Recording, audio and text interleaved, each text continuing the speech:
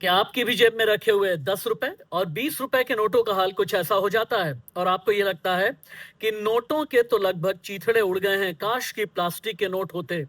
तो तैयार हो जाइए, अब कागज नहीं बल्कि आपकी जेब में 10 और 20 रुपए के प्लास्टिक के नोट आने वाले हैं। इसके बारे में मोदी सरकार ने आज ही लोकसभा में जानकारी दे दी है।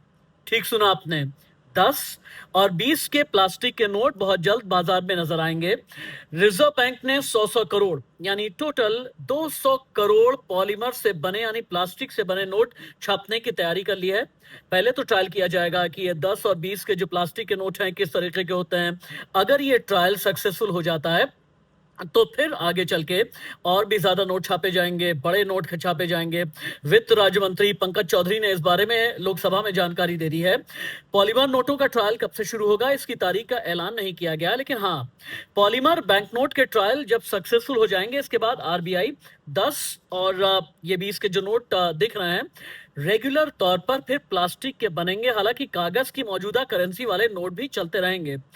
कुछ दिन पहले मीडिया रिपोर्ट्स में खबर आई कि आरबीआई जल्द ही पॉलीमर वाले नोट शुरू करने वाला है। पहला पायलट प्रोजेक्ट भी शुरू होने वाला है। ये देश में नई जनरेशन की करेंसी होगी। फिर उसके बाद आरबीआई का प्लान यह है कि आपके नोट के इस तरीके से चीथड़े कहीं उड़ ना जाएं। अब सवाल यह है कि पॉलीमर नोट होते क्या हैं। ये ऐसे नहीं होंगे।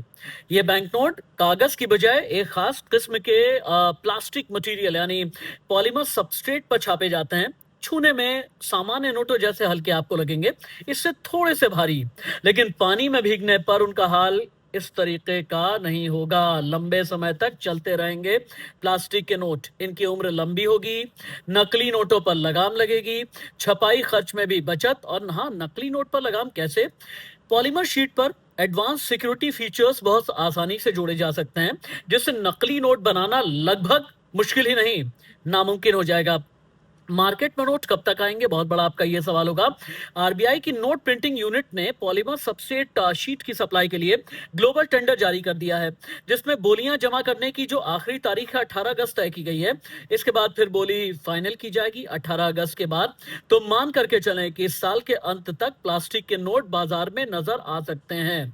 लेकिन सवाल बड़ा है, क्या पुराने नोट चलन से बाहर हो जाएंगे? जवाब है बिल्कुल नहीं। सरकार और आरबीआई ने पूरी तरह साफ कर दिया है कि पॉलीमर नोट आने से पुराने कागजी नोट भी चलन से बाहर नहीं होंगे। इनका को एग्जिस्टेंस रहेगा।